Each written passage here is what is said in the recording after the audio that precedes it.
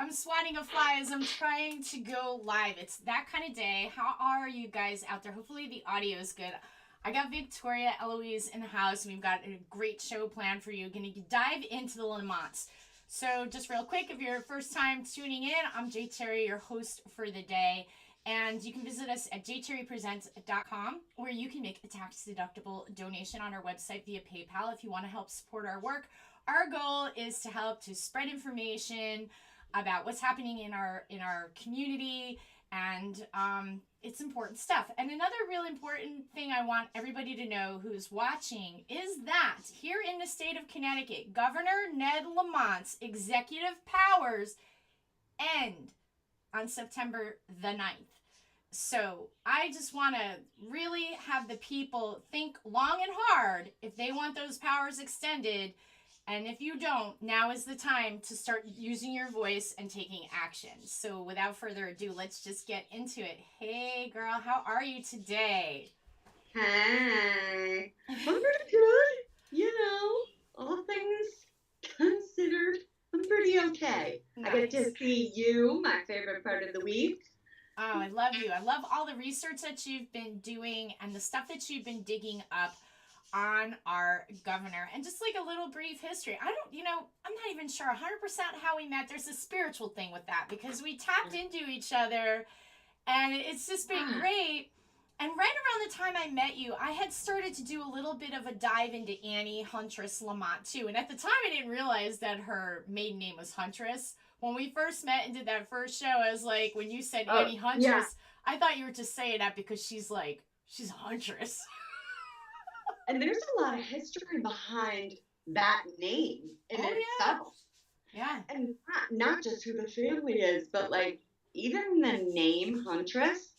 I I mean, this is silly to like equate it to a movie, but the most recent Harley Quinn movie, the woman with the bow and arrow, she her name was Huntress. So I just like the history behind that name of it's kind of like a conqueror, and so that would be cool if she was conquering bad stuff, but Yeah. she's creating it. Yep.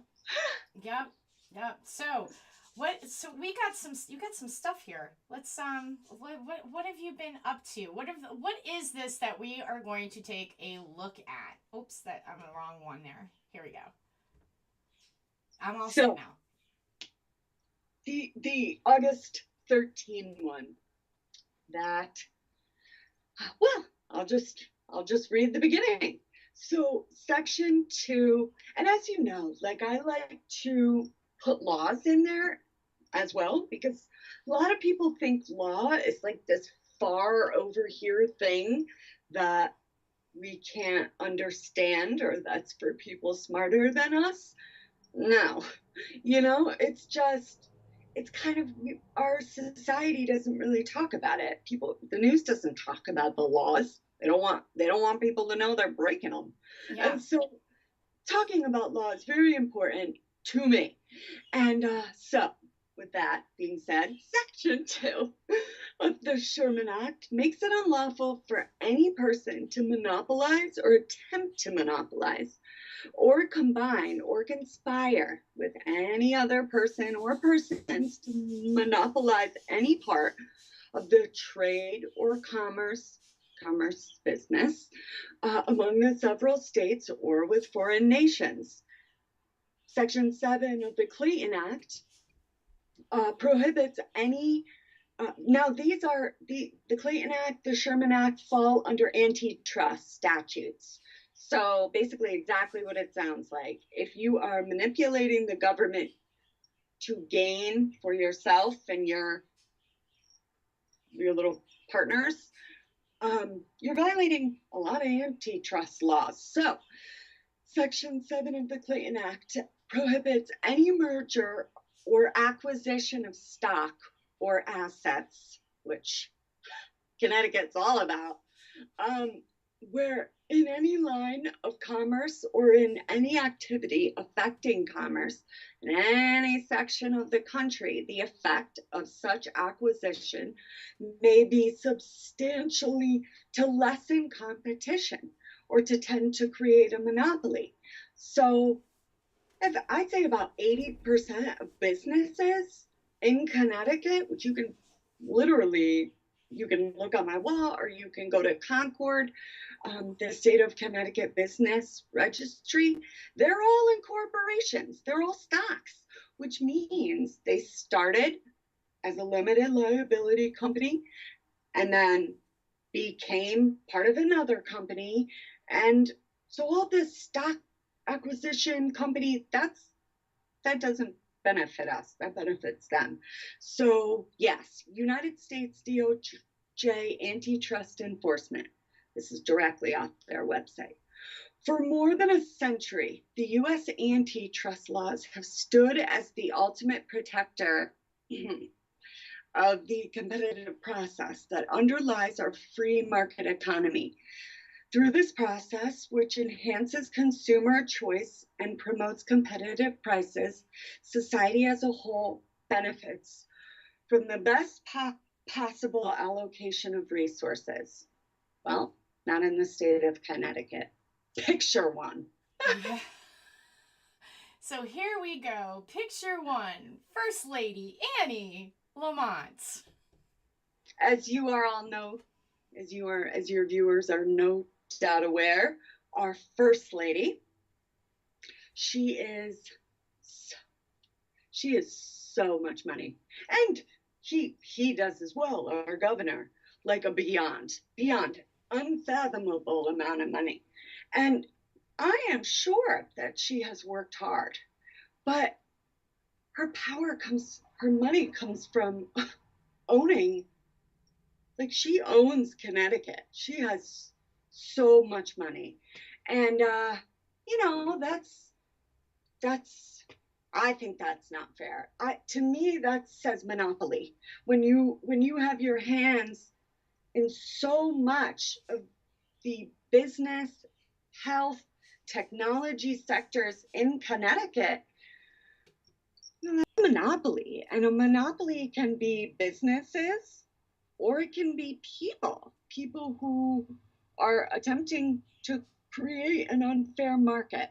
So, yes, and the comment on the right, you don't have to go to it, but that's the DOJ archives. They talk about antitrust laws. So, if anyone wanted to go in there and look, yes. Yeah. So, yeah, very interesting. So Annie Huntress Lamont. So guys, if you're tuning in, this is this show. We're going to dive into the Lamonts and why you should be concerned, especially about what Annie's business is and where our state is going and why it is so important for you guys to take action, to contact your legislators, your senator, your representative, and let them know your thoughts. So we're going to get deep into it with Annie Huntress Lamont. And I just want to say this, that she is the founder of Oak HCFT, which is of over $8 billion company. At least that's what we see publicly. Over $8 billion. She is the founder. Now they try to spin it when I first started to dive into her that she was a partner. But she's the founder. Says right on their website, founding member. And not only that, but she is an extension of Oak Management.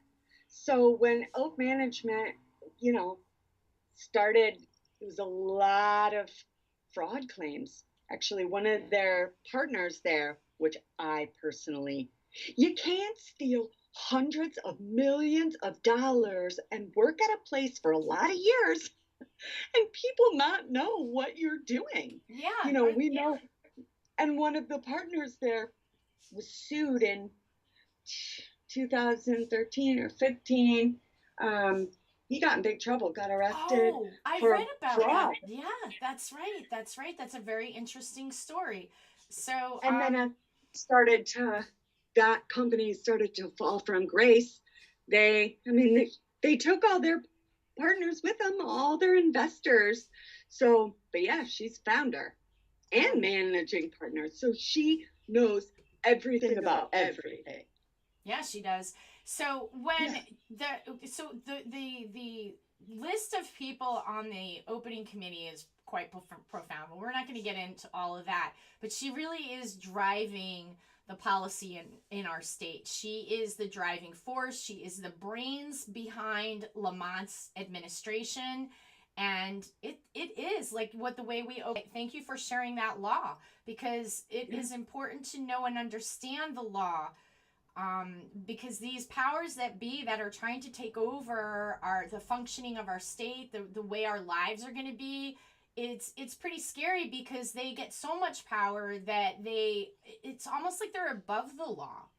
And I think that part of that is we are responsible to know the law ourselves, so that our understanding of what this law is and how it applies, we can actually go and make sure they're not above the law. Yes. Thank you for your work. I appreciate it so much. So what is the next picture here that we're going to look at? So this picture, it's just to show an example of how big her deals are. How, like, the groups that she is involved in, like, they're the biggest companies around. So I'll just read this. So the picture on the left is, I posted that article before, but it just reiterated kind of what's going on. So Annie Lamont, Oak Healthcare and FinTech, managing partner, of course, they didn't put founding member, of course, assumed or summed up the investment for Med City News. This is her quote: addressing a broken system and improving it through the power. Sorry, this is a little small even for me. Okay, and addressing it through the powerful combination of software, data, and services. That's particularly the case when behavior change, an important part of what needs to happen to improve healthcare and materially bend the cost quality curve. Now, these next few companies are they were her mergers, her investments. Okay.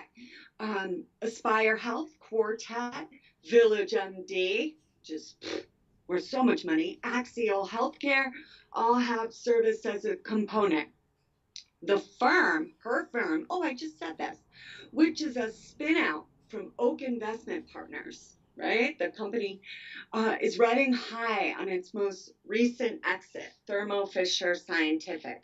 Now, the head of DAS, the Department of Administrative Services, Josh Gabal, was the CEO. Gabal guy. Huh? He was CEO. They were besties, you know? Yes, and now he's on the Gabal guy, guys. Okay, just so you remember. This is just crazy. The Gabal, let's just real quick, not to get too off topic with what you're talking about. So Gabal, Josh Gabal, is now Renee Coleman Mitchell, the former head of the Department of Public Health. She had specifically named Gabal as the one that was included in the meetings in her place. Interestingly enough, and that was, she came out and she said that, and then she made it point to say he has no experience. So I just wanted to connect that dot. You go ahead and continue enlightening us to this insanity. No experience, straight off the corporate block, IBM executive. No experience in community policy, but now he's running Connecticut Financials. Okay, so the next picture in the middle, so as I said, Village MD, I underlined that, one of her investments. Picture in the middle, Blue Cross Blue Shield, okay? This is in 2017. Blue Cross Blue Shield and Village MD enter an agreement. So we know that Blue Cross Blue Shield and Annie are involved, okay? Next picture. What? Blue Cross Blue Shield and Annie Lamont are involved. Oh, yes. Wow. Yes. That's really a big damn deal. she's all over the South, Georgia, Tennessee, you know, it's and so it's interesting. She starts her new little investments in the South, and then they move up here, which is Oh, it's so interesting. Back dirty. up to the Democratic North, which is, remember how I talked about in that one video we did about the big switch, Yeah. and how after the war they sent jerky Democrats down to Florida and the South, and kind of restarted their corruption philandering game. So when they're piloting new investments, a lot of them she starts in the South, So and then she they creep starts back. this stuff in the South. And Yes. all right, bring us up. I'm going to bring up the slide again. Yeah. Wow, this is a big deal. Wow, wow, wow. So go ahead. I'm sorry I interrupted you. No, please.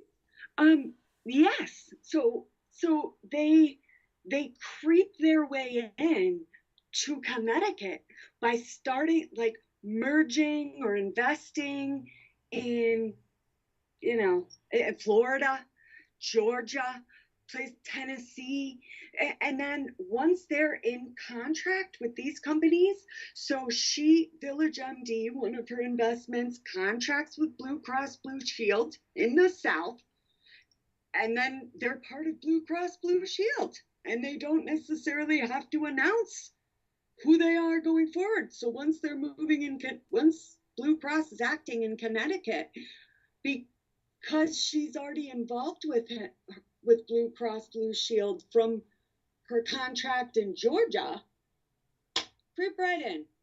Wow. Yes. That's like really. Picture, That's sorry, the how picture is on this? the right is just. Sorry. I'm sorry. I'm just so shocked. You go ahead. I'm not going to interrupt you. Oh no, please! I just after the article on the right, it'll probably give you more. Will really blow up then. Look, so this article is from July 8th, 2020. Now, this is in Connecticut. If you go to that second underline there, they say the pharmacy chain said Wednesday the expansion is a collaboration with Village MD. What? Yes. So, dude, she's involved in whatever. So go ahead. This is so mind blowing. Okay, so she's involved in this. She's condensing this healthcare into like fast food healthcare. I'm just gonna say it like that because when I think, like, what does it mean that Walgreens announces plan for in-store primary care clinics? So you mean to tell me that Walgreens is going to be acting like a doctor's office? Sorry, but how does that work? Unbelievable. And you know how they're going to be involved in it's known that so she's Annie making is this. involved. Yes, and with the COVID-19 medicine and drug vaccines, which are coming, that Walgreens is going to get this. They're going to buy what Annie's selling, and yeah, they'll be. You know how they do you can sit down and get a flu shot at Walgreens. Well, when the COVID vaccine comes around, they're going to be pumping you with stuff that Annie owns, that Matt Ritter owns. Things Oh like, my God. So guys, this is terrible. This is absolutely terrible. So, and I'm slow here. So I just like to ingest all this. So let me pull this back up with the slide. I got you here too. So I keep clicking on me at the bottom. I got to get rid of that screen. So she has a piece in the Blue Cross Blue Shield. Starts off in Georgia in the South. It creeps up to here. And this connects, the Blue Cross Blue Shield connects where she's getting like access into like pharmacies and planning primary care clinics. I mean, what it is it's just like, it's really hard wrapping my brain around this philandering. Like it's mind blowing. This is mind blowing. And they keep it so separate. Like they'll put out articles, that one of those articles, they that was published in Georgia. Another post I had done that talked about one of her companies. Oh my God, I'm blanking on it now. But it was Sugar Plum. I'll remember it. But it became such a big part of what's in Connecticut. But the contract started in Tennessee, and her participation was announced in Tennessee, not in Connecticut. Oh my So it's God. and the company's in Connecticut now, but because they announced in Tennessee when it was originally going on, they're free and clear to not announce it again. So And people, they pretend, yeah, like people that's don't realize public knowledge. this. They do. Yes. This is not known in Connecticut. You're bringing this up. You're pulling this out and exposing. This is profound and amazing work that you're doing, and I appreciate it so much. Um, I'm so blown away because so now she has this like ownership in a Blue Cross, like an agreement. So there's a financial thing going on with Blue Cross Blue Shield, connects into bringing, like, this to me is just like crazy, where she's gonna get the Walgreens announces plan for store primary clinics. That's really scary. And Yes.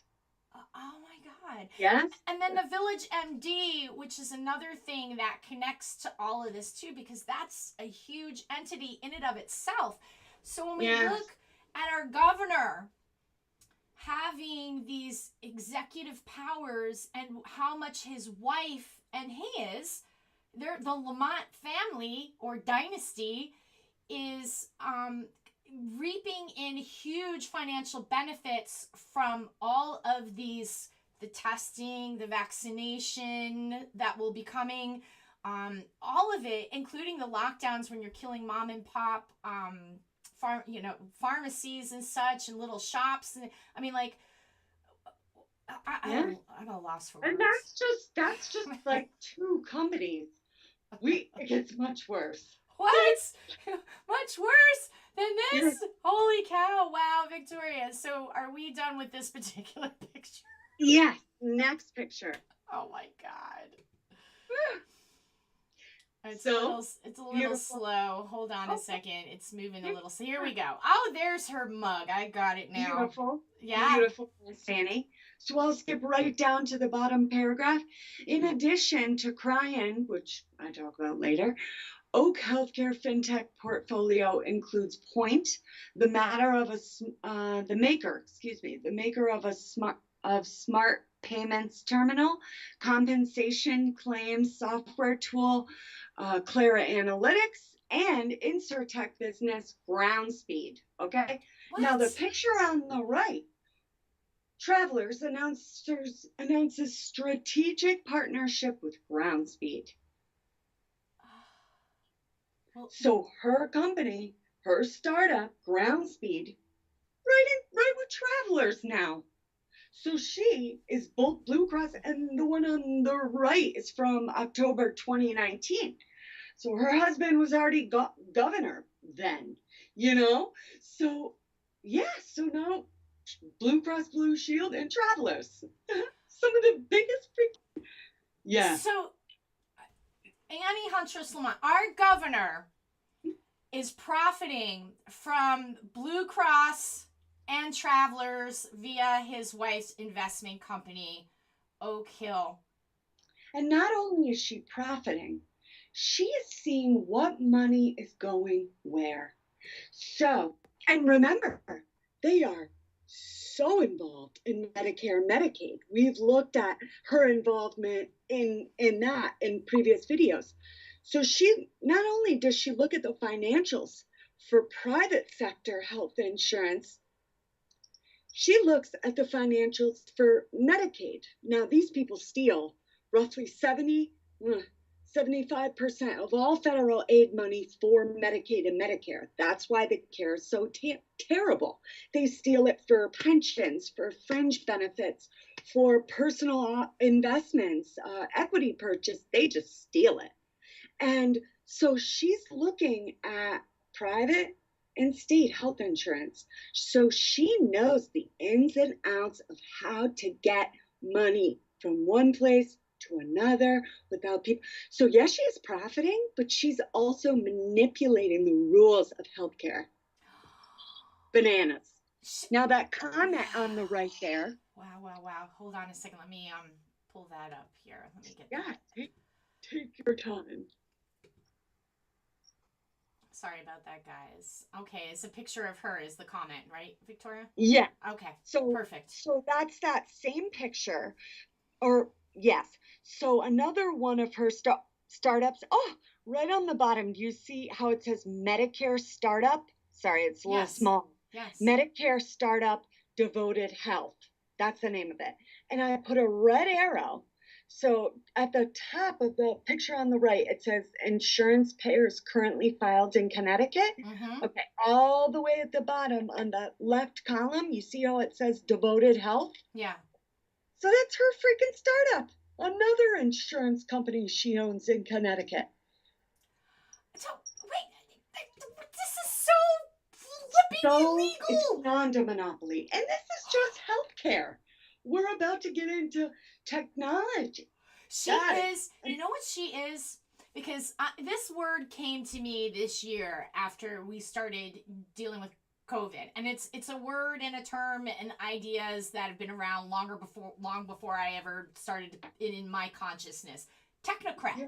She is the exact example of a technocrat, and if you guys are new to the word technocrat, like I was earlier this year, and you're new to what a technocracy is, please do some research on that. Patrick Wood with Technocracy News is the editor-in-chief. He does an excellent publication and it's just a really, really good publication. He puts a lot of thought and effort and research into his work, and he's like the expert on technocrats and technocracy. This is fascinating. This is absolutely fascinating. I want to reach out to him and see if he'll talk about Annie Huntress Lamont in Technocracy News, because she is a technocrat all the way. And Connecticut is the belly. We are in the belly of the beast when we're seeing these policies roll out all across the country. This think tank is grown right here in Connecticut under this woman. This woman is like on top of the world financially. They say she has the Midas touch, and she's making money off of healthcare, off of your suffering, and she is profiting from laws that our governor could pass where she could financially benefit from these things, and this is a total, complete outrage. I'm sorry, I'm going off on a tangent. It's just like unbelievable. It is so... Yes. Unbelievable. Wow. And that's how you know how much power these people have. Because the fact that this is why our legislature's weak.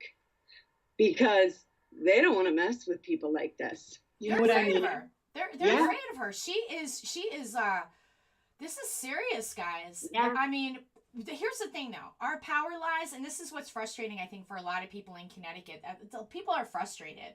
Like, what is going on? Why don't the people get up, rise up? We have to. You cannot just stay silent about this. You know something?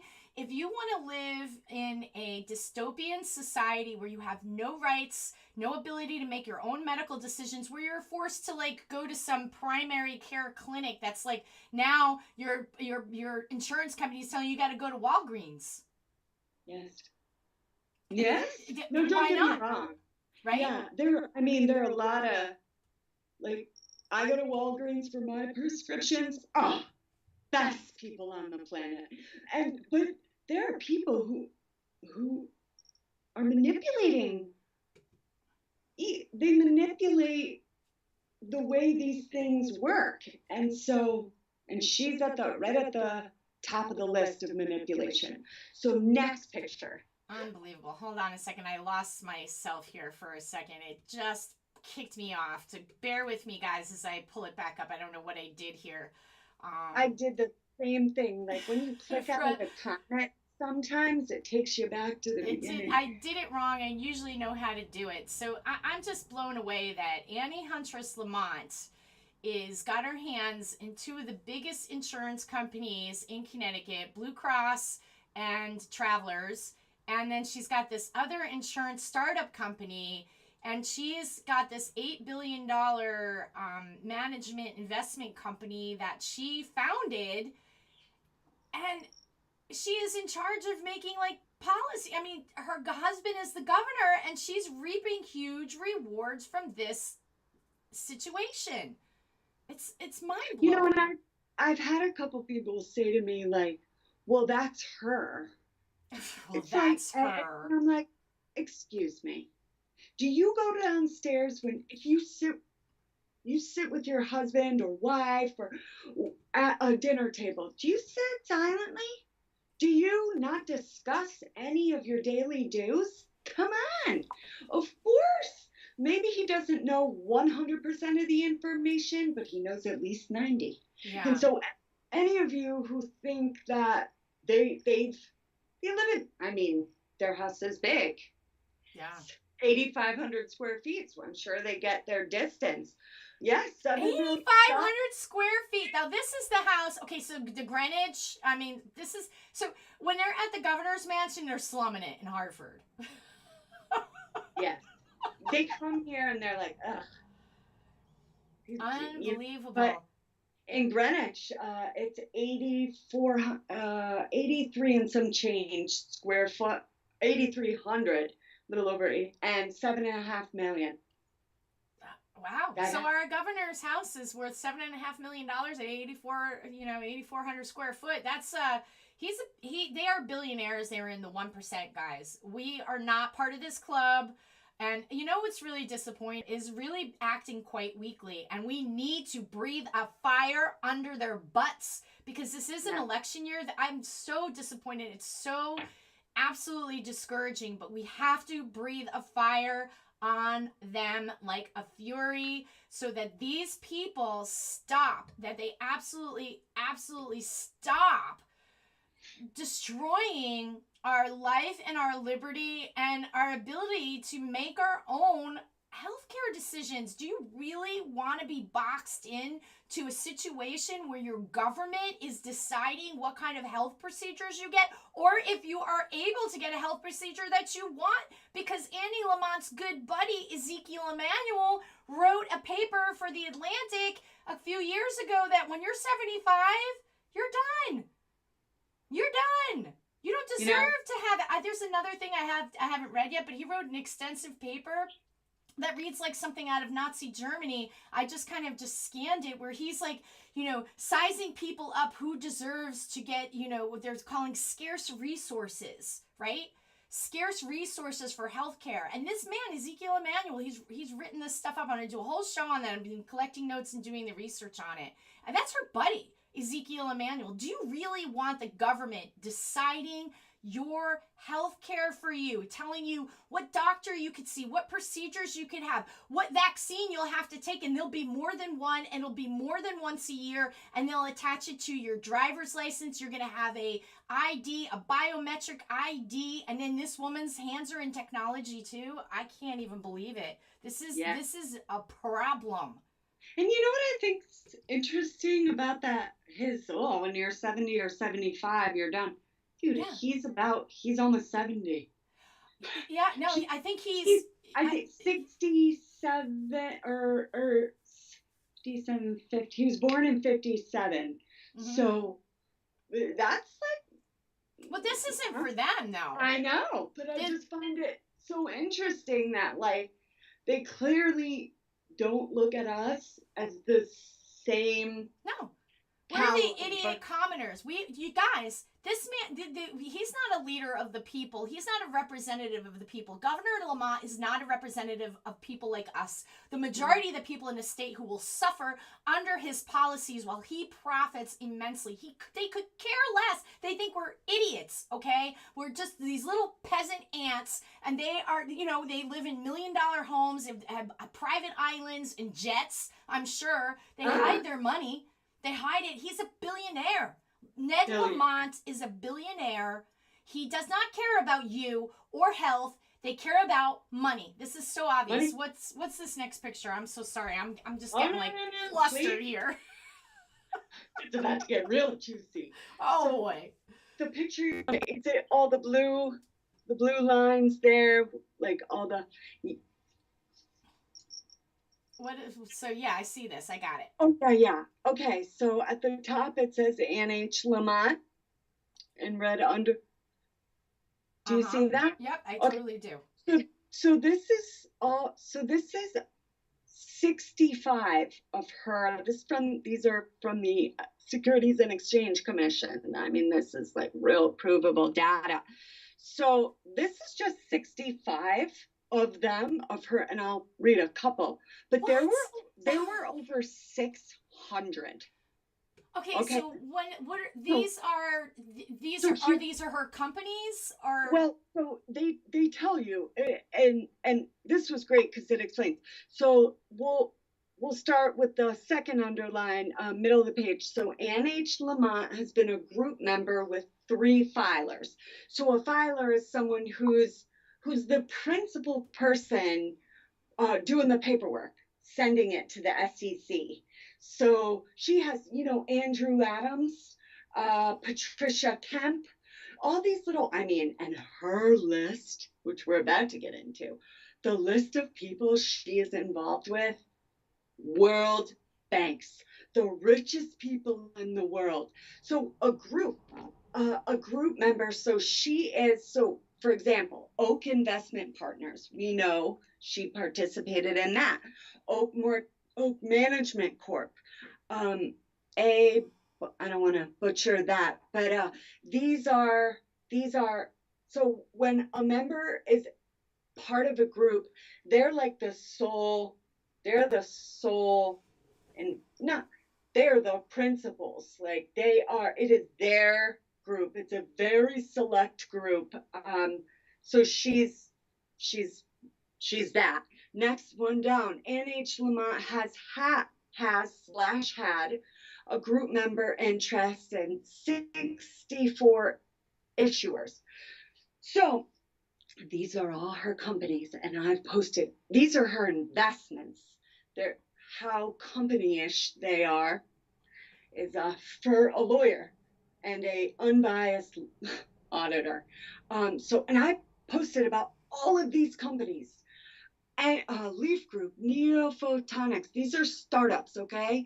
Limelight, Benefit Focus, Potbelly, Ulta Beauty, Athena Health, G Market, Cogent, I don't know how to pronounce that, but Cogent Communications, huge technology group, huge.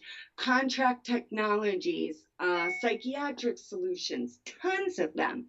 The middle picture, Ann H. Lamont has been a group member with 102 other group members. So she plays a varying roles, and it's also about how much stock you own. So if you own more than 10%, you're a principal owner. You're not supposed to, especially if you are involved in public service, you're not supposed to be a principal. You're not supposed to own that much stock.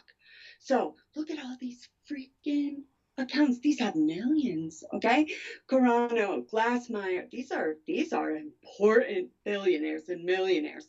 And then you just keep, those are all her funds. Oak Investment Partners, Oak Affiliates.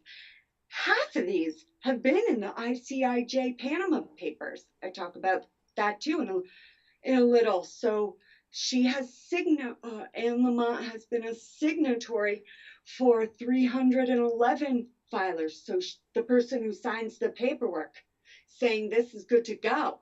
Okay, Bay Hospital, Centerpoint, Capital Division. And then the picture, I think, oh no, okay, so the list in the middle, the one on the right is just an extension.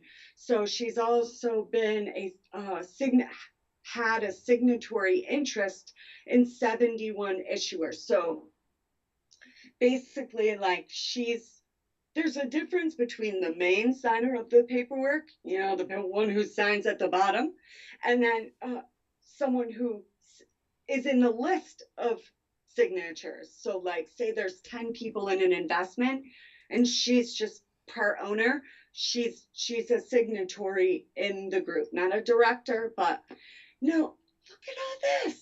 Look at all these monies. This is just 65. There were over 600. You know how I know? Because I created an account and went and looked. You have to Wow. create an account. Yes, yes. So, Wow. yes. You know, when I This say is something here that kind of sums it, it says, uh, Anne Lamont has amassed a phenomenal amount of wealth over the years, but there's no way one couple or one person can get this much money, be involved with JP Morgan Bank, Cigna.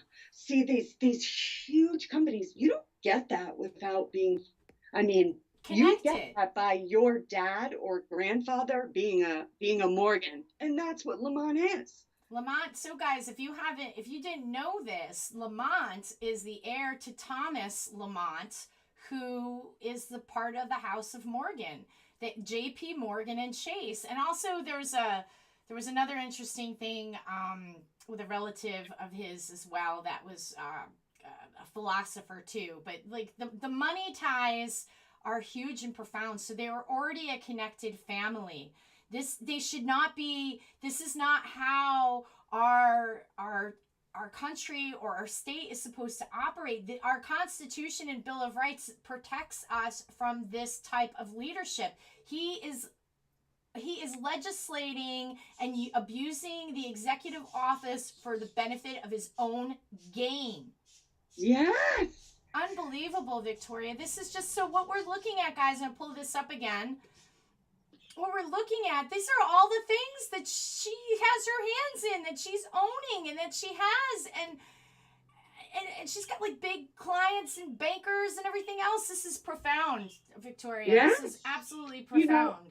and just to give people a little understanding of the scale of the Lamont's involvement in the creation of the financial system, I haven't posted this yet, but I had found the 72nd ever Congress, okay, when they were, and this publication is December 1931, okay, Great Depression times. Thomas Lamont, his freaking grandfather, okay, went before the Committee of Finance, the United States Senate, for his role. You know how when a today example, when all Trump's like all the people, when he was being investigated for all the things. So when people who are suspected of doing bad things go in front of a committee, they're they're in court. They're being questioned. It's official. And this court case was sale of foreign bonds or securities in the United States. This was the court case where they decided what was allowed on on foreign bonds for the United States. 1931. Wow. Right at testimony of Thomas W. Lamont of J.P. Morgan and Co., New York City. And it was, I mean, sorry, someone outside was driving something loud. So, I mean, these people like were around for the start of the rule setting. Just wanted to say that. That's so wow. I'm like, yeah. I'm blown away. So you know the grandfather there, the Morgan and Chase guy, Thomas Lamont. So he like this is we're dealing with the head of the snake, guys. This is the head of the snake. I'm telling you, this is really, really big. And somebody made a comment, can you send this to AG Barr? And that's one of the things that we've been discussing, and Victoria's gotten so much research, so we want to put that together and definitely send that to him. And like we pick out which ones to send because it's so deep and so vast. I really think that this particular bit of research that you have would be in that top 5 that we were discussing to send to AG Barr, because we have got to do something. Please spread this around. You can follow Victoria on Facebook. This comment came in from Twitter. You're also on Twitter too, but I forget what your handle is. I'll have to post that in there. I'm going to write that down in my notes to make sure that I put that out there so people can follow you. And it gets a little tricky to try to post this stuff everywhere. You know what? And I'm not really, I mean, I have a handle, but I'm not on Twitter. I am, but like, I mean, I am technically, but I think I've maybe posted 3 or 4 times. So I'm pretty much just on Facebook. What I'm gonna start to do with our shows that are broadcasting on Twitter is I'm gonna take your photos and I'll tag you in them and add them to the stream so that folks that are on Twitter. So what we want to do is spread this information. This is all public information that you can get access to. Although getting the stock stuff, you had to set up an account. Which that didn't require you to buy into it, or you just set up an account? That's just for that website. You just had to make you know how some websites, they need to make a little bit of money, or they need to get a little bit of traffic to see how. So that was like a preview of the 65, and if you wanted to see the rest, but that was just that website. All of that information is 100% public. Don't need to make an account. If you go right on sec.gov, the federal, United States Securities and Exchange Commission website, all you got to do, you go there, put in any name, any company. You put the last name first. So you would do Lamont Ann. You don't even have to put Huntress, but you would do Lamont Ann. Or you would do Ezekiel Emmanuel. Emmanuel Ezekiel. And you can freaking find any of these transactions. Did you hear that, guys? So you know what it is? We have this while we still can. And I don't want to get to upset people or get them scared. But like the severity of where we are headed, if these technocrats are able to obliterate our Constitution and our Bill of Rights, and here in Connecticut, we are the Constitution state, which is so ironic. So if we continue to just sit and wait for, I don't know what, waiting isn't going to do anything. We have the tools and the power right before us right now where we can still access this stuff and do something about it. So it requires all of us to kind of connect with each other, to spread this information around, and to get active in our state on a very real level. Like, even consider, it's a little late now to run, but think about it if you're the type of person that would ever want to really serve your community and you want to run for public office. It's going to take people like us to kind of grab this power back. But we have to, in the meantime, this legislature is a deep disappointment. There are a few really strong voices on the legislature, and they're, good, strong Republicans coming out of the Republican Conservative Caucus has done some pushback, but there needs to be more. And we need the Republican Party to stand up to the Democratic Party, who is in the majority, and that's a very difficult thing. Did you know that Obama was recently at a funeral and he was advocating to get rid of the filibuster? And I was blown away by that, because the filibuster is a tool for, the minority party to, if you have a situation like we do here in Connecticut with this very corrupt governor, and he is in the majority right now, so he's got control of the House and the Senate as well. What other means would you have if you did what Obama would want you to do and get rid of the filibuster? That's like, to me, what is going on? The rule of law is a phenomenal thing. Doesn't work fairly, okay? It doesn't work the same way, or it's supposed to, but it's not applied, because we have so many poor people incarcerated and so many, you don't see Richies in jail. Get the heck out of here. Yeah. And so, but following the law is so, it's really, like you said before, it's on our side. So sharing this information is not, and that's why sharing like legal statute is so important to me, because it's there are things you can and cannot do by law. And so showing people that, because people who are non-believers or people who call us conspiracy theorists, that's their main argument. Oh, they're just conspiracy theorists. They have Oh, no factual documentation. But if I show, or if anyone shows them numbers, facts, laws, they're much less likely to be defensive. I If there's a non-believer out there, you I'm not trying to attack the way you think. I'm just trying to spread the way they think. yeah. Like the bad guys. So, yes. So, next picture. Wow. This gets so juicy. This is the kind of stuff where you like want to whisper.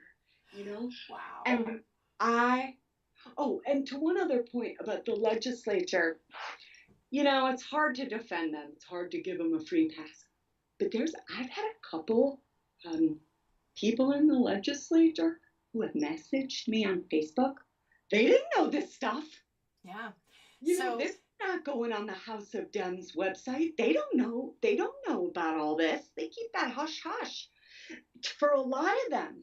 So let's spread this message around, guys. Let's spread it around. That's why we've been doing this weekly video with all the research that Victoria has, because it's got to get out there. To spread it around.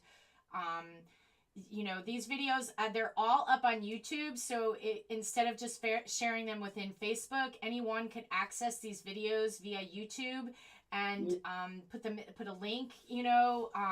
Maybe you could follow Victoria on her wall and take some of put one of the slides in there too in your email for added measure.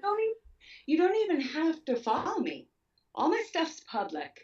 This is everybody's information. It's 100% truthful. And so just look for yourself, and if you're embarrassed about looking or you want to, don't even follow me. You can look. Everything's public, Wow. So I'm looking at this slide. So let's get this out. Oh, what is this? This is unbelievable. So where it says, I just can't get over this. A request for congressional intervention. Do you see that? Yes. Yes, okay.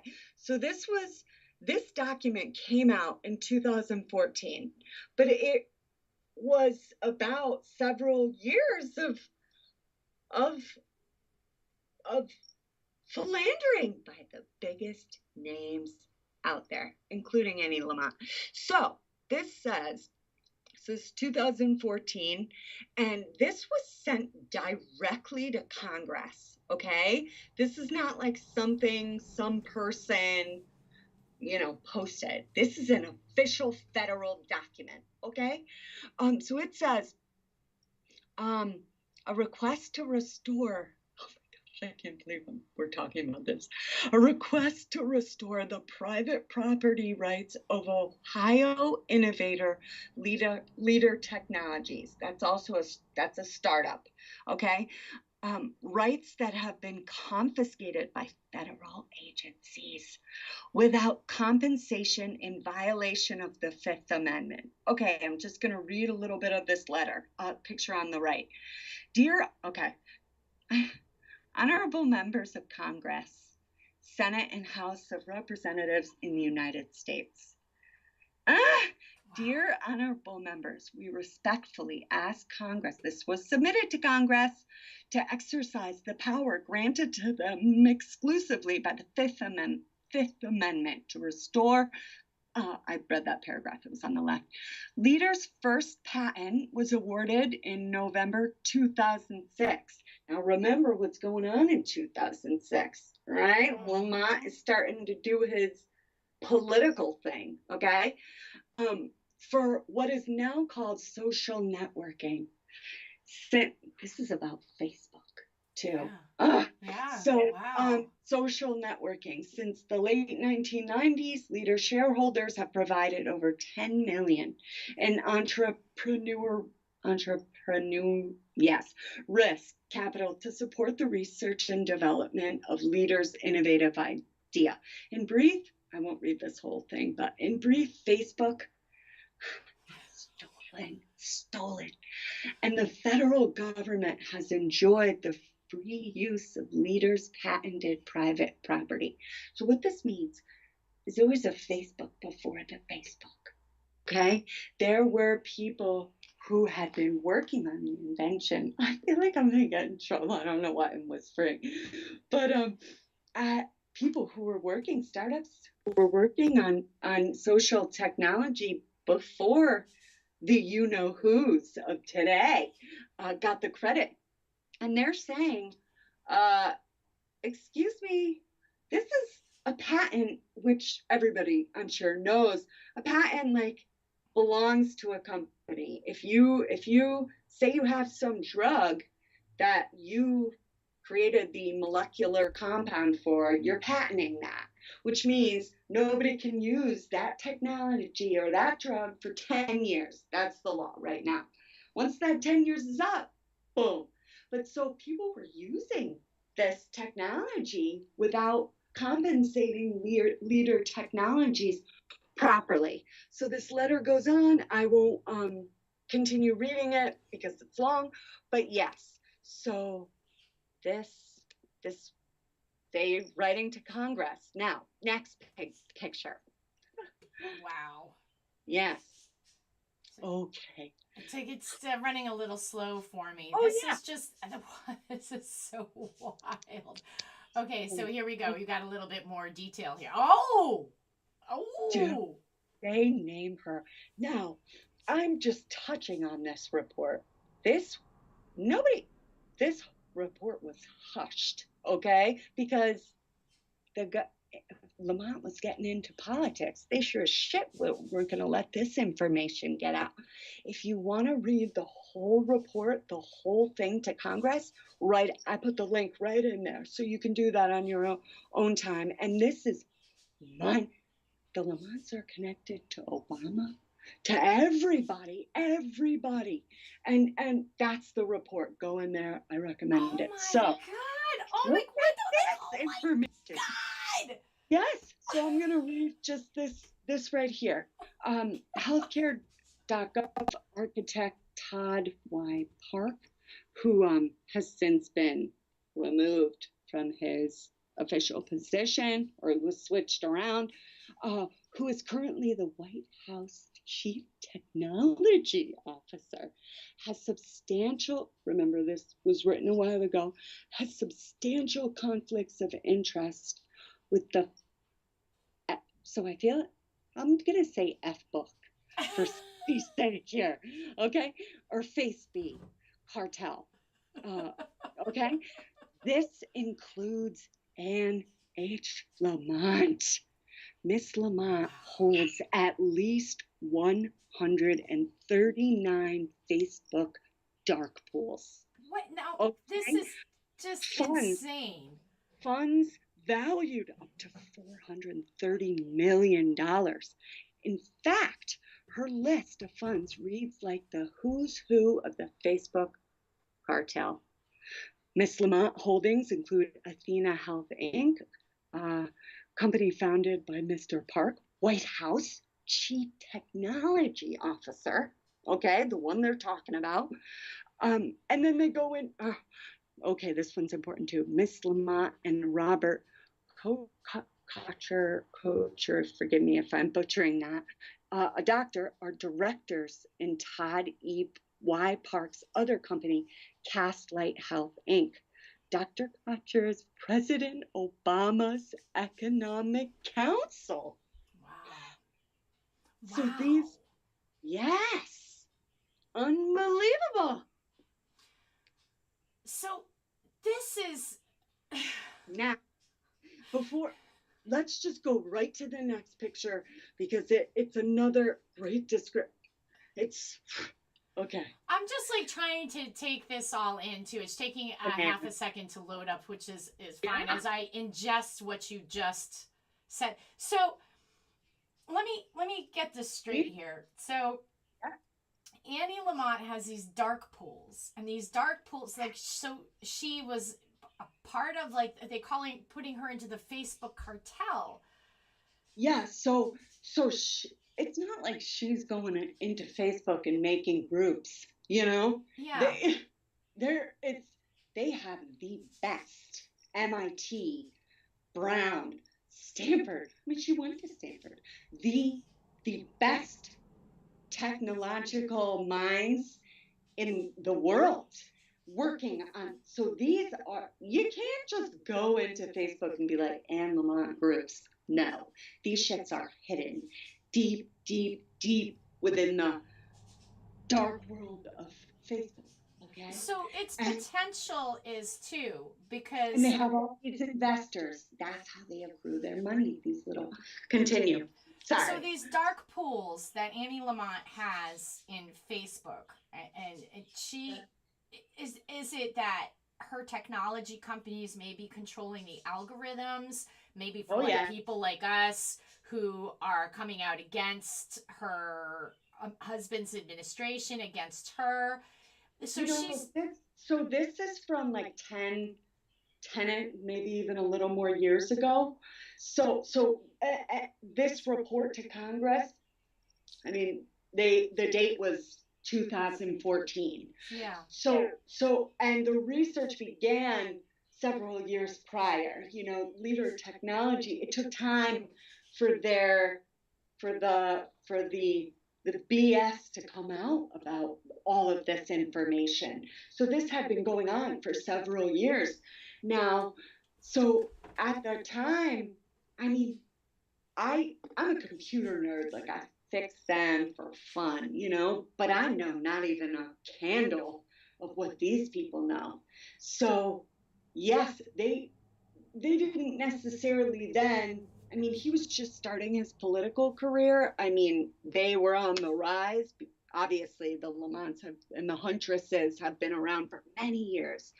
But so then it was just about money, like getting other people people who did not want other people to know. So it's basically like a GoFundMe for the philandering, deep, deep within the algorithm complexes of Facebook. Imagine how much smart. Now it's about controlling us. It's Yeah. also about money. Wow. But yeah. So what here is this we're looking at here? So More. you see the pictures of the arrows? Yeah. So, yeah. So on the left, I found this SEC document showing well, it's not all. It's several of her principles from the look at that, left, on the top left, the United States seal, United States Security and Exchange Commission. Again, you can go right into the sec.gov or edgar.gov. Edgar is the filing system. So the Securities and Exchange Commission, they do a lot more than just register transactions. The Edgar filing system are the technology system that the SEC uses. So Edgar is another great site. So right here you see her name, Lamont, Ann H, obviously. So if you look, now I just found these. These took me 2 minutes to find. So you see, benefit focus. Oh, remember how we saw that 2 pictures ago on that list? Benefit focus, Castlight Health, Athena Health. Now, I put these 2 arrows from Castlight Health and Athena Health because they were specifically named in the report to Congress. So look at this at the top here. Both Athena Health and Castlight Health are deeply embedded in healthcare.gov. This duplicity puts all of America's health data at risk. These are her freaking Can you believe that? Wow. Now, if you look at I Yeah. like I don't even know. Like my head is just like, oh my God. I say this all the time that Connecticut is the belly of the beast. The Lamonts are the head of the snake in Connecticut, okay? And nationally, I mean, they're not, they're part of the head of the snake. I think if we could slice the head of the snake off of here in Connecticut, this would be huge. This would have a profound effect across the entire country, guys. This is like, let it be your patriotic duty to help bring this to light, to help shine a gigantic light of truth onto this reality.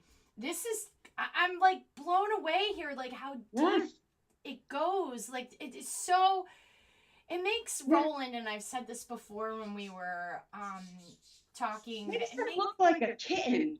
It does, like, yeah. And no, I also, there was another I'm not a watchdog, I'm just a researcher, but there was another group of, I don't know specifically, actually, I think I posted their link, but there's other watchdog groups. Like there is Government Attic, which posts all like the deads list, where I found that the Carlos Lamont was he was absolutely considered by the FBI a communist, and he was watched. He was on their watch list till he died. And so they have a phenomenal amount. Like, so there are brilliant minds who are researching this information. And so people, like, there was a watchdog report that came out 10 years ago about a lot of this information, totally squashed, never public record. You really gotta dig. Yeah, well, they're deeply corrupted. I mean, like, and the thing that to me is really terrifying is that this man right now, he has a control over our lives in the state of Connecticut unlike any other governor has in the history of our state, guys. This is some serious stuff. And he doesn't want to let go of that power, and he's using the fear.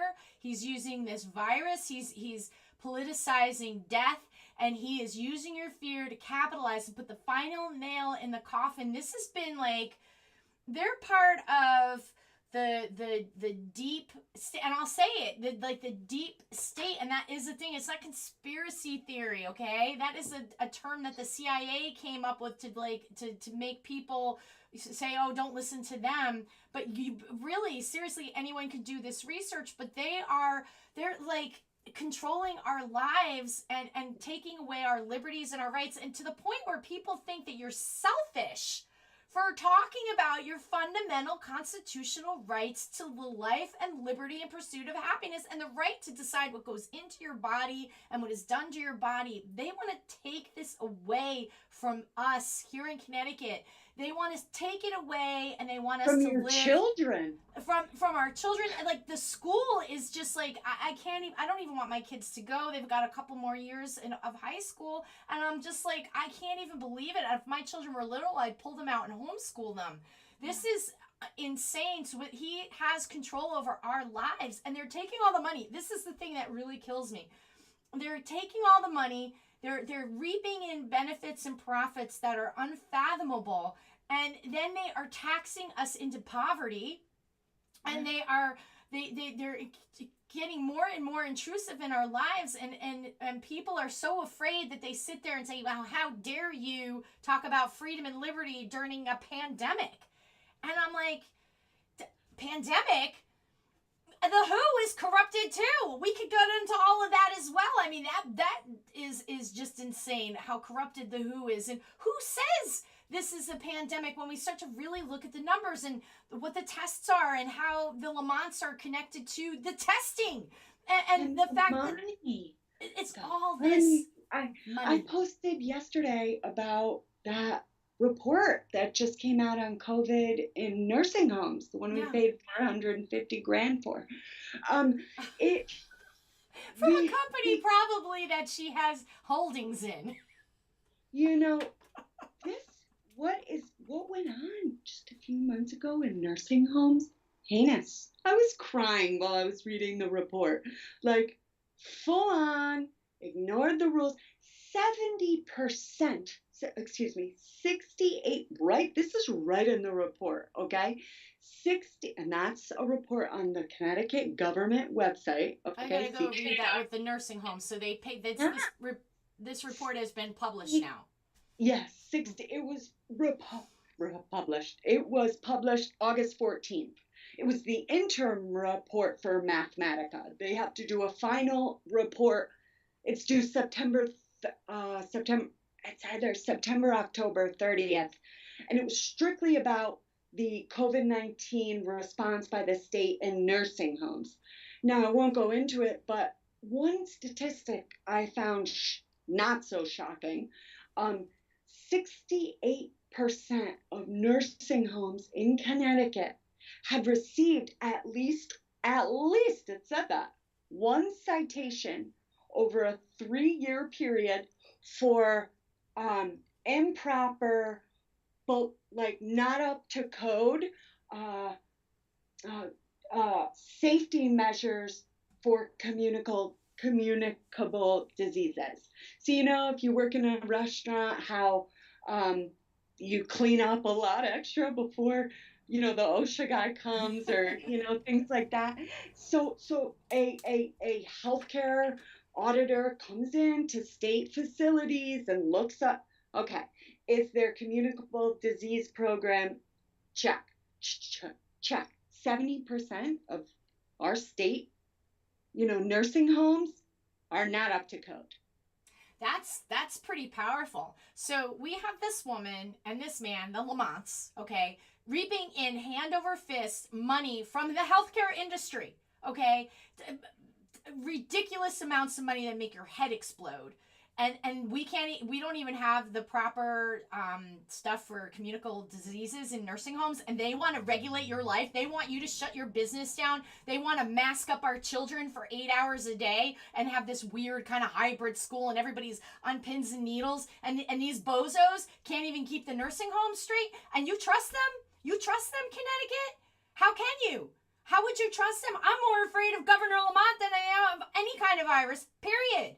This is absolutely mind-blowing and insane. Insane. Yeah. What's the next slide? So the next picture, and I'll move through this quickly because we've talked a little bit about it before, but the picture on the right, that article that came out in the Hartford Courant, that Fluffy's family investment. Oh, Fluffy. Yeah. Okay. So I'll just read this real quick. Oak Healthcare and FinTech also has a relationship with a member of the governor's inner circle that predates Lamont's 2018 election. Josh Gabal. Oh, he's back. The administration's pandemic point man was CEO of Core Informatics. So a developer, blah, blah, blah, blah. So 2 years later, Core Informatics was acquired by Thermo Fisher Scientific. Now, what makes that sentence important to today? I posted a couple days ago about, so they have, the ct.gov has what's called an email blast page, or a fax blast. They do both. It's every single, I'd say about 90% of, so like when a state agency sends out a mass email to all its employees, so they put those public. I found them, screenshotted them, and one of the letters talks about a huge flaw in testing. Huge flaw. 90 out of 140 tests in Connecticut in 1 week came back false positives. Yes. And people can go on my wall if they want, right there, the document. So, and the Thermo Fisher Scientific is specifically named in that document. Okay, so imagine that 1 week, 90 out of 140 tests came back positive when they were negative. That's a serious thing. And that report was from a couple weeks ago. So what? 9 months you find the flaw? Okay. But so it was Gabal's association with Anne Lamont that led to his eventual appointment, okay, in Lamont's administration. So he meets Anne Lamont, the two make millions together, and then boom, a couple years later, he's the head of the Department of Administrative Services. This is disgusting. That's disgusting. Core informatics. Sorry, I didn't mean to cut you off. No, you go ahead. I'm sorry. No. So on the left here, I'll just say this. The firm, which is we looked at this picture in the beginning. The firm, which is a spin-out of Oak Investment Partners, they're talking about Oak Healthcare and FinTech, is riding high on its most recent exit. So its most recent huge sale. Thermo Fisher Scientific. This was right in Annie Lamont's personal financial profile. She ran the financials. Okay? So, Thermo Fisher Scientific announced Monday it acquired one of Oak Healthcare and FinTech's portfolio companies, Core Informatics. This is when Anne Lamont and Gabal start to buddy up. Okay, next picture. Wow, Victoria. I'm just like, I'm blown away. As the picture takes a second to load, I'm so sorry. I get worked up. No, as you should, because so the whole connection with Josh Gabal and the fact that her Oak investment company acquired his company, and then they put him into their, the main player, the cabinet, so to speak, right? It would be considered that. And they do this. I'm glad at least that paper. What was the headline? What publication was that out of that we were just looking at? Current? That was the Current. Okay, yeah. So that's amazing that the Current even wrote about it. Was it buried or something? It's like, nobody's talking about this but you. Actually, a lot of people were talking about. The Hartford Current isn't gonna freaking publish anything that, unless they're getting some serious pressure. They're not publishing about the Lamonts. They're corrupt. Yeah. So a lot of people must have been like, excuse me, especially after Gabal was just appointed last year. So I'm sure people had a problem with that. Now I'm just going to fly through this next picture because I know we're... Oh, yeah, we're taking up. There's a lot here. Okay, go ahead. So you see this this is open checkbook? Yes. You see, so that's Core Informatics that we've paid them. Okay, we paid them $3 million. Fine. Now the thing is, they only have 3 payments. Now the state paying them. Okay, we only have 3 payments shown there. But if you look on the bottom there, the Concord Business Registry site. Core Informatics is still active and doing business in Connecticut. See that? Yep, I do. So now we won't go into this, but if people go back and look on that comment, every other year, the state puts together what companies need what. So like bonds, loans, blah, blah, blah. And we gave right in one of the auditing reports, it says that, I'll just read it. You don't have to click on it. I pulled it up. I couldn't help myself. I see Josh Gabal's name here. Yeah. So this is 2014. We know that Anne Lamont is actively, now that doesn't mean that the governor he wasn't governor in 2014, but he was active in the state of Connecticut. Oh, definitely. He sure as heck was. During 2014, Anne Lamont was still part of Core, as was Josh Gabal. So if you look in the middle here, Core Informatics, this funding will support a $2.75 million loan to Core Informatics to assist with expansion in Brantford. Blah blah blah blah. Loan forgiveness of 1 million will be provided if the company retains 15 jobs and blah blah. So we paid.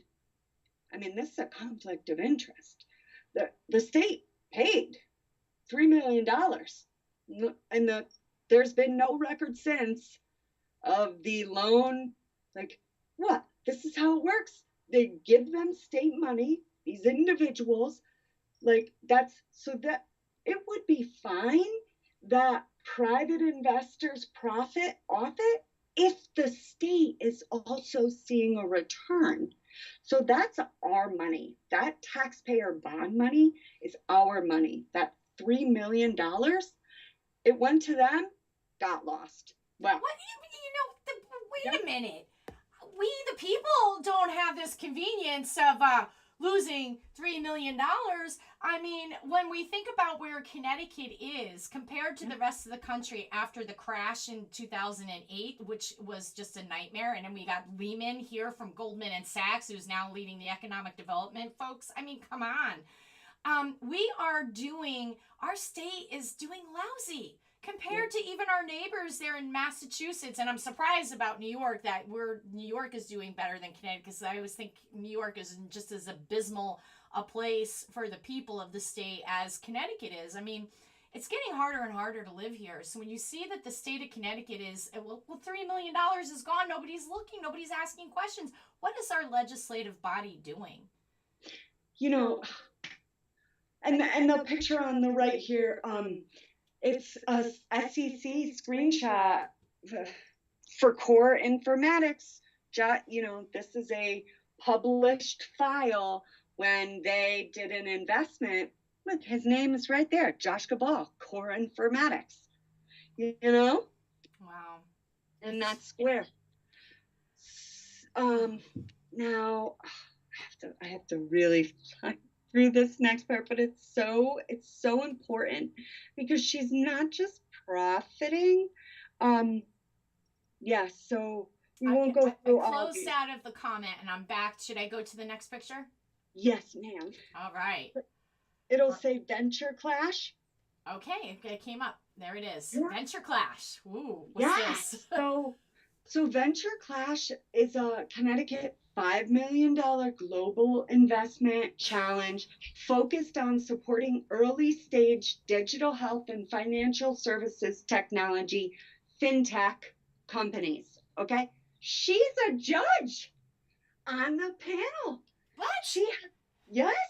She has been sitting on the panel of so she decides which companies are coming into Connecticut. Yes. So Andy Lamont is deciding which companies are coming into Connecticut? Are you serious? Which companies will flourish? And you can see right here on the left, the finalists representing the most promising early stage companies in digital health, financial technology, blah, blah, blah, blah. The judges included investors and subject matter experts from Graycroft, Oak Healthcare, and FinTech. On the next picture, it specifically names her, but Real Venture, Stanley, Tesmo, and blah, blah, blah. And so Venture Clash, now this article on the left is from July 2020.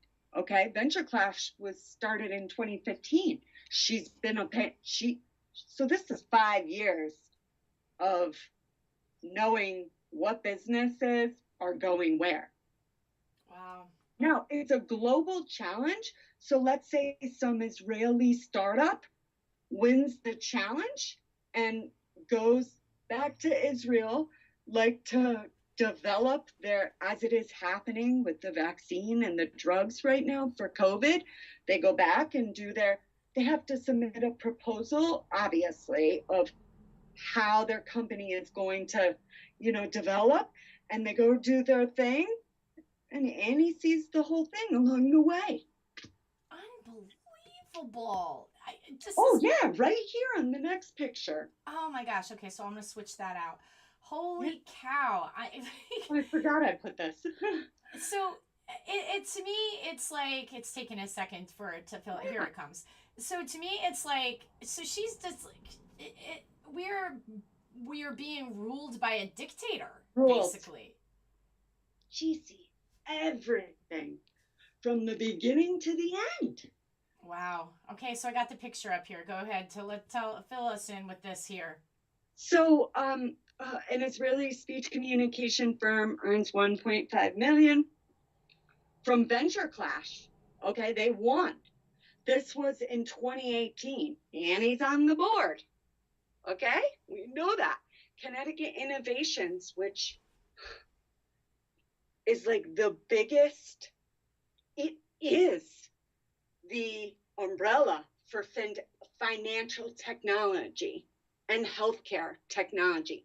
Everything in Connecticut is like part of Connecticut Innovations, okay? Connecticut Innovations, the leading source of financing and ongoing support for Connecticut's innovative growing companies, blah, blah, blah. So Anne Lamont is involved in that. Now, I find this interesting on the left here. They put this out July 1st of last year. This was a bill, okay? An act concerning a marketing plan to promote the bioscience industry in the state. And you know who's overseeing this act thing? Connecticut Innovations. Oh, so this is so dirty. You bet your ass they are on their way. This is so damn dirty. This makes me so angry. I'm like, it's wild, right? We have got to, this is like our mission, okay? People, we the people, that's like the big we the people have got to cut the head of the snake off. We have to. It should just be our number one mission. We are in dire straits here. If they continue, if the Lamonts continue to do this, this is so illegal and so outrageous. And the thing is it seriously damages our lives in profound ways that are to our children, to our livelihood, to the ability of you decide you wanted to sell your house in Connecticut. Well, good luck, because our properties have been devalued because we've never rebounded from the 2008 crash. These guys don't care. It's cheap investment for them. We're the ones who participated. You know, like people for those of you out there who have Blue Cross or have, private insurance, why do you think it's so expensive? Because people like Anne Huntress Lamont, greedy, money-hungry people, they set you up that way. They are the ones. Go ahead. The interesting thing is you bring that up. It just made me think of the fact that the state employees are covered under Blue Cross, Anthem Blue Cross. Okay, the state employees, so all of the state employees are covered under an insurance company that Annie Lamont runs. That she's running. She's a principal in. Okay, so what just clicked into my head about this? So Annie Lamont, who owns principal in Blue Cross, which is the main insurance provider of state employees. Now I know this firsthand. So one of the things for state employees that they have is Blue Cross tells them that they have to get certain preemptive care to be able to get the better insurance deal, from colonoscopies and mammograms. Hasn't been vaccines yet, but I see that coming. And Annie Lamont has got her, so as a principal, she's got power in how Blue Cross is run, how it affects the people who are covered under Blue Cross and their premiums that they pay, and the fact that Walgreens, now she's going to be dispensing the medication too. Oh, that's right. So at the top of the show, guys, we got into Annie Lamont's connection, her principal holdings in Blue Cross. Okay, and all that, how that connects to what Walgreens now is going to be doing, is putting primary care clinics in Walgreens, which I find to be so strange that a store that you'd walk into to buy your shampoo or toilet paper is now going to, have sick people coming in for well-care visits or vaccines or whatever to the store? Yeah. You guys aren't upset by this? Come on, Connecticut. We have got Well, to. I'm blown away that she's so deep. Like, this is. Oh my God. mind blowing. Yeah, and we definitely don't have time, to do this. But the next picture talks about another she has been a huge investor in Israel. Like, is What? yes, this one right here. They Okay, let say me pull this Israeli. up. I Oh, I'm did sorry. just came through. Oh my God! Now Siri just turned on. Sorry, as I was. Let me just say this real quick. I gotta disable Siri, so she just turned on as we were talking, and you said Israeli. I just find that very interesting. I have a whole story about that, but for sake of time, we'll just stick to this. But yeah, I gotta disable Siri, which is really weird that she turned on and started talking after that. So let me pull up this slide. Here we go. Here we go. Yeah. All right, tell me about this Israeli firm. I'll just say this one really quick, but they got 100 Israeli fintech. So financial technology, Rapid is the name of the company, raises 100 million. Well, guess who did the raising? Oak Healthcare and Fintech. What? Yes, that's more of them. We don't have time to hit the comments, but I talk about the comments. I mean, we're developing the COVID drugs in Israel. I mean, of course, there are ones happening in the United States, but the one Korea Farm Therapeutics, the one Anne Lamont is heavily involved in, it's happening in Israel. What? Yeah. Wait, I just got like, there's one comment here where they're masked face. I'll pull up that one. Yeah. That one that see a shocked emoji con on it. So I figured we got to pull up one of these. Victoria, yeah. Let's do it. Here we go. I can't. So what is this? It just says, this one talks about it, Ezekiel Emmanuel. Okay. He's my favorite. Just kidding. Yes, Emmanuel.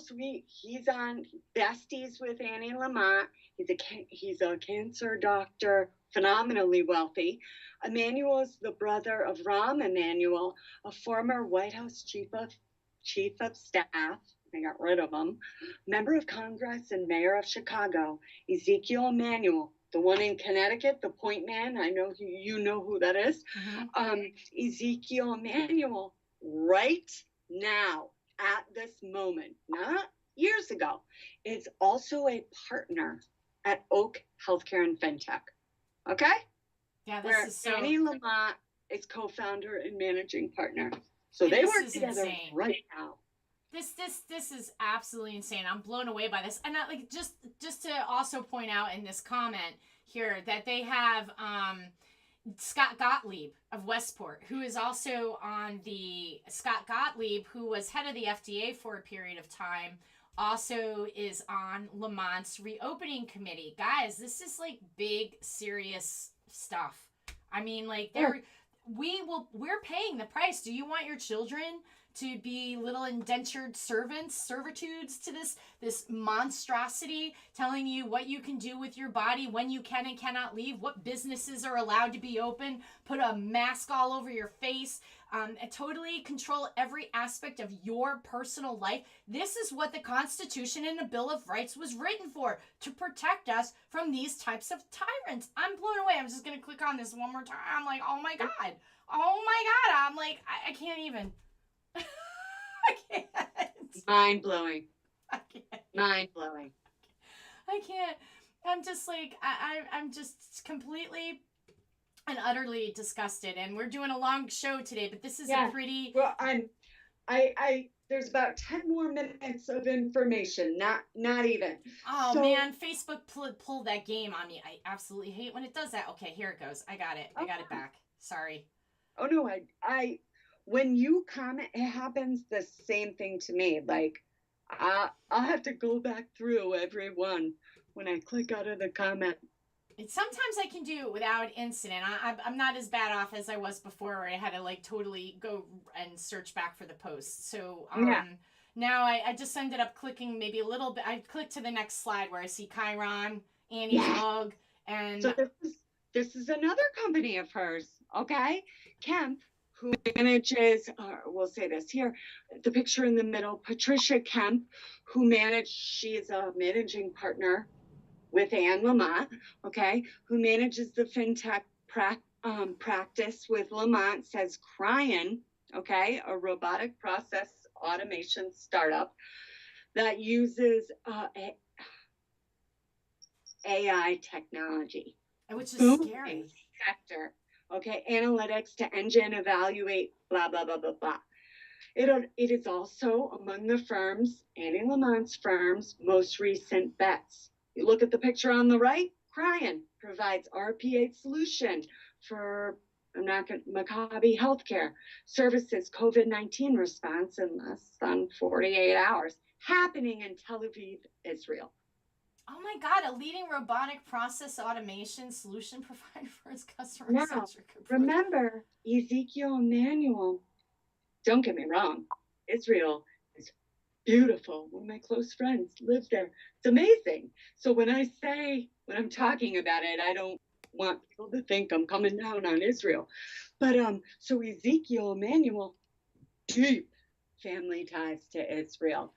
Do you think it's just a coincidence that all these companies and things, everything's being controlled in Israel? I don't think it's a coincidence. Next picture. Wow, I'm like, Victoria, you have really uncovered. I know. This is, you know what? Don't worry about all the top 5. I think this is just enough to send to. So we're gonna send something to the Attorney General. You guys, we the people. We need to all be united together. We need to spread out this information. Please, you can follow Victoria Eloise on Facebook. Her page is public. This post that we're talking about right now is dated as August the 13th. So you can just go down her wall. Her wall is full of this research, this type of stuff. But if you want to get into the really deep dive into Annie here, and what the Lamonts are doing, that would be August the 13th. And you can follow me if you're not. Someone asked how you can follow. Thank you for commenting and thank you for watching. Yay. You can follow me at jcherry, Jay, Cherry. And my information is all public as well, because the whole point for me of being on social media is to utilize this platform to spread this extremely important information. We are at the precipice of losing every ounce of freedom we have to the fear of this virus and these monsters. I'm sorry, she's a monster. Is profiting like insanely from the COVID. Like, just before we switch this picture, I just want to pull it back up again so people could look and see what we're talking about here. I'm just unbelievable. What does it even mean? The COVID-19 response in less than 48 hours. Like, what are they talking about? HMO's ability to handle COVID-19 testing. We haven't even gotten an accurate test yet. The FDA hasn't even approved one. Yet they're having tests everywhere. And it's based on an emergency use authorization. What that means when the FDA does that, it means that they don't have the proper test. 6 months into COVID, they don't have a proper test, but Annie Lamont is not wasting any time. And our department, the commissioner of the Department of Administrative Services in Connecticut, Gabal, is a huge investor in Thermo Fisher Scientific, like the company that's doing our tests. Like, wow. So yeah. So next picture, I'm not going to go through this a ton, but God, my head hurts. I'm going to give them 1 minute to this picture. But for anyone thinking, oh, well, this was a long ago, she can't change. But so the picture on the right here is an Edgar, or you can see that, U.S. Securities and the SEC. For anyone who thinks this is a problem from long ago, right in this document, I squared the date. Do you see where it says 7/27?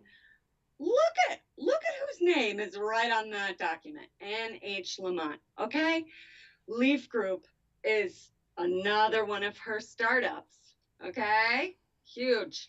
Now, not only that, but the document on the left, I couldn't get it all. Oh, yeah. So on the bottom here, it says Leaf Group, LTD. So she is actively the owner, like major investor in that company. I had to cut it off because I couldn't fit it all, but she owns 13% of Leaf Group. That's, remember, 10% and above is director status. That's not supposed to happen. Okay? Not supposed to happen. Next picture. Wow. Almost done. I just, somebody commented about worried about mandatory vaccines, as you should be, because if we let these legal people, for them to mandate vaccines. It is. Well, he already can mandate the flu vaccine in a state of emergency. Just, I'm not trying to scare people. I want you to take action. We need to show our strength and our force and utilize the ability that we still have at this time to actually do something to change where the direction that we're heading in. Because at this point in time, we are treading very, very bad waters here. And either we're going to be totally taken over by these technocrats, people like Annie Lamont and Governor Lamont, or the people are going to rise up and utilize the beautiful document, the United States Constitution and your Bill of Rights, to fight for every right you have. Your children are going to be slaves in this system. They will be vaccinated like a freaking pincushion, okay? That's what their plan is. It's insane. I'm sorry, I didn't want to go too far off. Okay, what's this picture here that we got? So One Life Healthcare, do you see that in the square box? Yes. So One Life Healthcare, I put a red arrow, I'm sorry, it's small, but the red arrow on the bottom, Anne H. Lamont, she owns that too. Okay, One Life Healthcare. Look at this picture on the right. Connecticut Medical Group, One Life Healthcare. Wow. Okay, and this a friend of mine, Tony, fabulous guy, so smart. One Life Healthcare also runs the Go To COVID app in New York for smartphones. What? Okay. Yes. Wow. Personally, I think Governor Lamont and Cuomo, like, COVID was a plan. You know, they didn't just, like, it was not just random. So there are things that I can't even. Well, Yvette, just since you brought that up, and if people out there have not heard about this, and I think there's a lot of people that have, Event 201 was, these things were orchestrated, and Tony Fauci was talking about there will be a pandemic in the next few years. I mean, like, how the hell are you supposed to be able to predict that? There's video of him and Bill Gates specifically, actually, I have the video, specifically saying there's going to be a pandemic. Whether. Yeah, no, it's and he's talking about pandemic 2. Bill Gates has said that as well. Pandemic 2. These are things that should concern everyone. And here's interesting. If you guys don't follow Ben Swann, journalist Ben Swann, I highly recommend you to go check him out. He just released a report about gain of function. And if you guys aren't familiar with what gain of function is, educate yourself about gain of function, because he just released, there are Australian scientists who have said they were looking for a vaccine. They were looking to make the vaccine, and they said that this is a lab created. This is a lab created virus. That this is not an organic virus. That COVID-19 is not an organic virus. That it is actually a gain of function, man-made virus. So that is really interesting. He did a report on that, and I highly recommend that you go do a dive on some gain of function stuff, because it's pretty wild stuff. I mean, it's too convenient, the power grab that they're going for. It's becoming so obvious that this is no longer about health but control. Remember when it was just supposed to be 14 days to flatten the curve? Now they're like, no bars are going to be open. Restaurants are struggling, so he's killing the local small business economy. He's obliterating it to nothing. And the food lines in New York City are tremendously long. And I'm going to be covering some more about the food here in Connecticut, waiting to get some new equipment for a better mic experience. But once I get that equipment, I'm going to go on the road with that and going to do a story on this. I did one back in April, and I was heartbroken to see how many families are Mm, needing to go and stand in food. Well, it was a drive-through food line, but the amount of traffic was alarming. And I spoke with the people at Food Share about that, and they said, "Yeah, this is not typical." So yeah. it's this is terrifying. I've just pulled back up this slide real quick again for folks to just see. Wow, unbelievable. And we only have 3 more pictures to Oh go. my gosh, here we go. I keep That's going the on and end. on. Here we go. Let me pull this up. I'm going to switch this out. Here we go.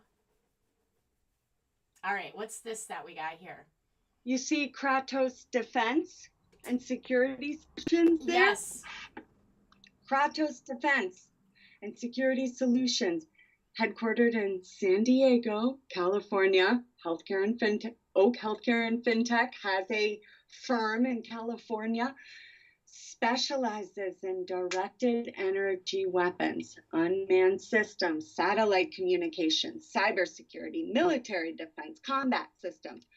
Guess who secured part ownership in Kratos? This document on the right, okay, says her name right in there, Ann Wow. H. Lamont. Wow. So she is now manning United States warfare systems. You What? know, it's like, and then we don't have to click on these, but the 2 comments on the right Here, here. I'm gonna go for it. Okay. I'm gonna go for it. The heck with it. Here. Yeah. Okay, I'm on the first one.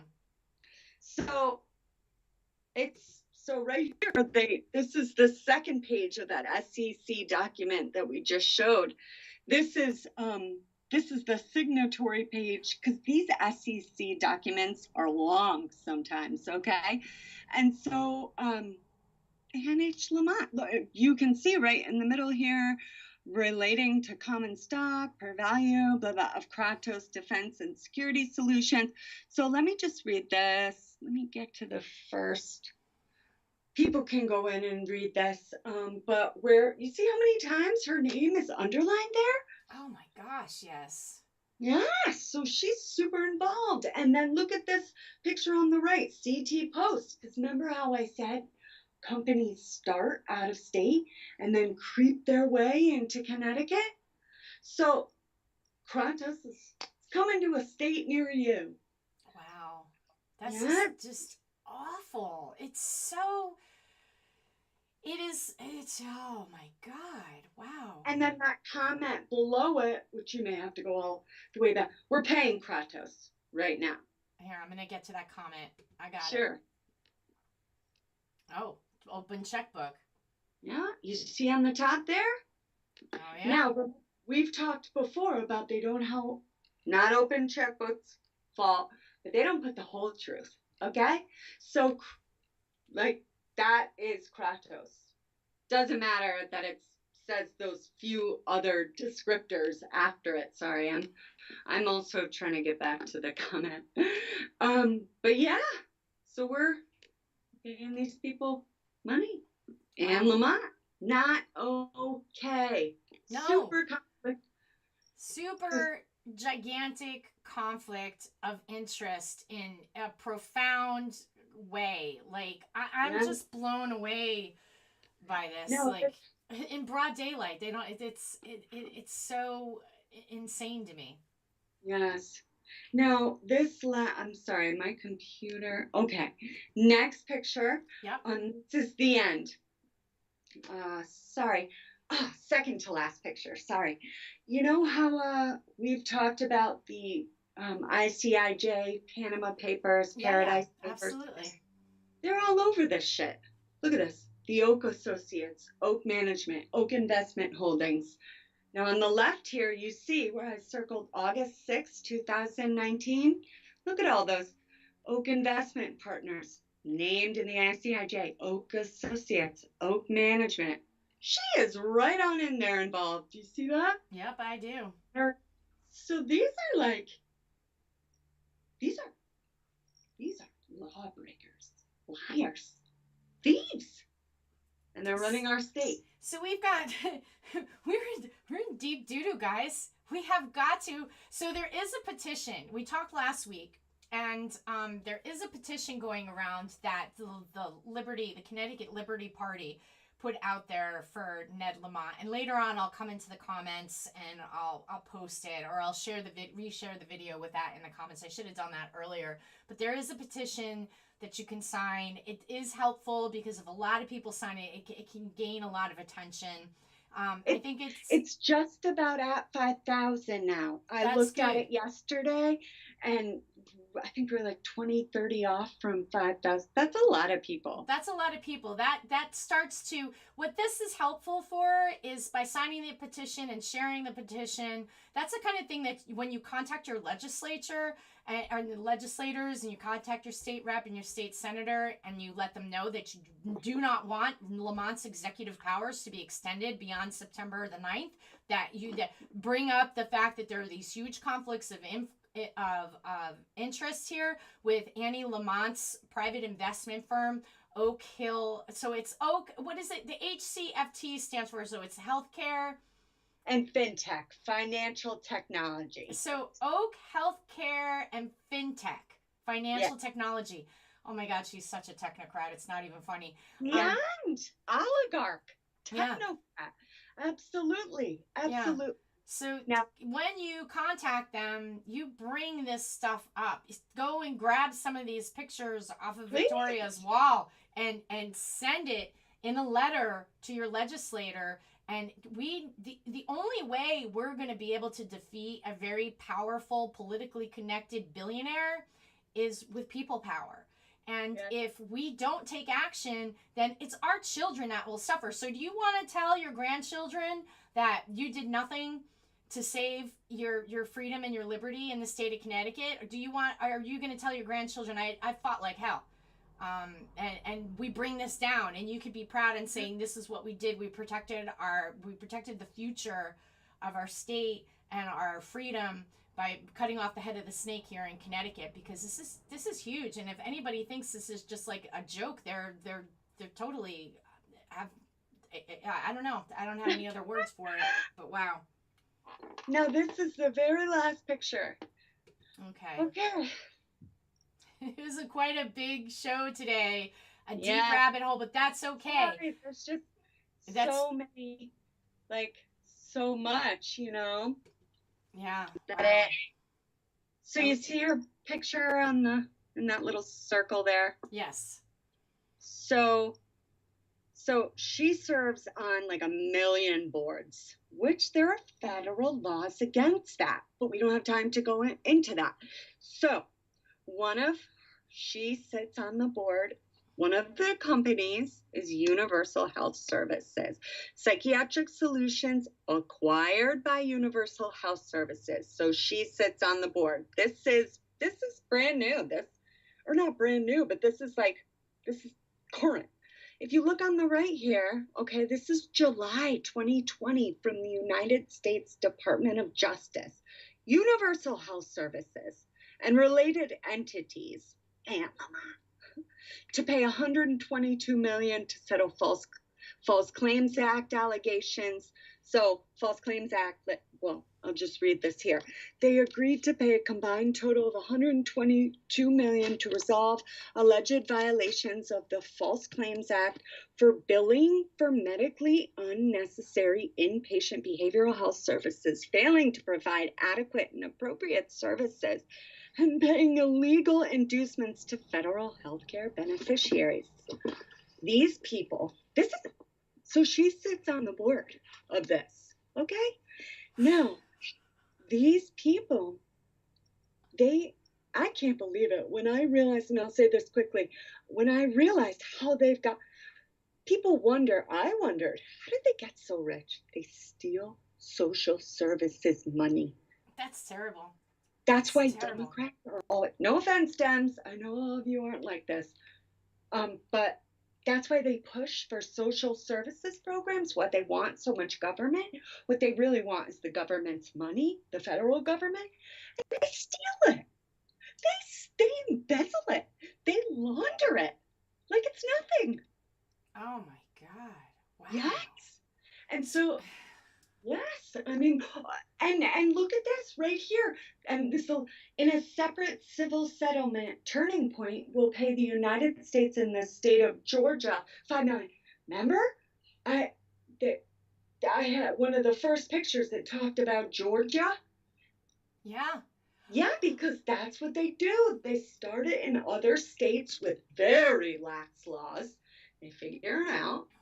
They get things going. They make their money. They get buddy with whatever investors, do anything illegal, hide it, and then they creep into Connecticut. Wow. That's like a this is a big giant bombshell. I mean, Yeah. this is a big giant bombshell. So there she is, guys. This is your Governor Lamont's wife, who is a billionaire venture capitalist with Oak Healthcare and FinTech, financial technology, and a company valued over $8 billion, like 8 billion and change. And she is an instrumental part of how our state is being run, what's going on with COVID. You know, they are operating outside of FOIA. They are operating outside of our state legislature. They are operating in a philandering scam of illegal activity, of overt conflicts of interest, and monopoly powers. I'm still like stuck at the fact that she is a principal owner in Blue Cross, which is a major insurance company, and Travelers now too. But what Blue Cross really blows my mind, because that is the insurance company that state employees are using.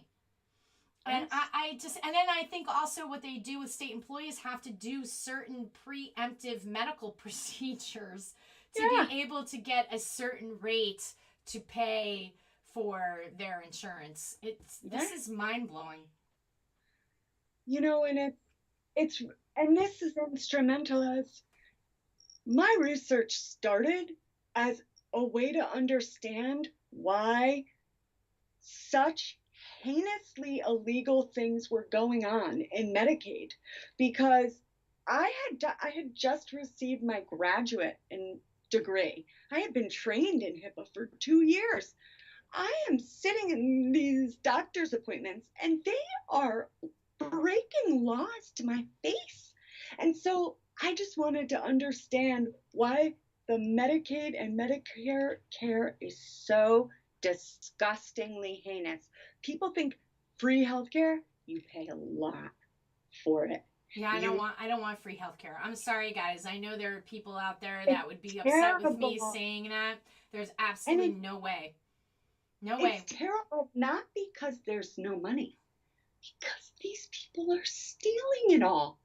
So There's people out there who blame the poor, who blame the social suckers of society, we are not getting any of the money.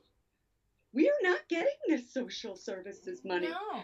They It's are stealing it. it's So, people like this that are getting it. yes.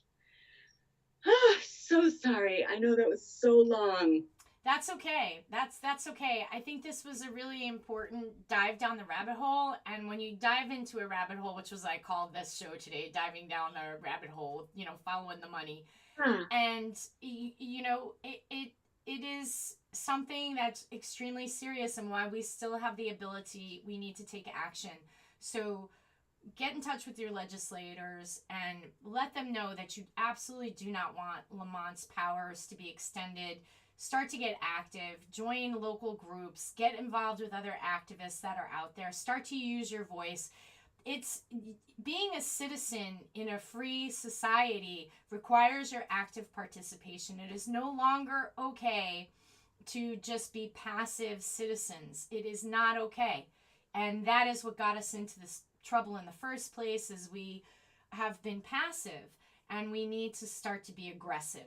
And by that I mean to start to hold these legislators, hold this governor to be accountable for the policies, and also we need all of this to crash down. Got to cut off the head of the snake. Yeah, we need a new pond.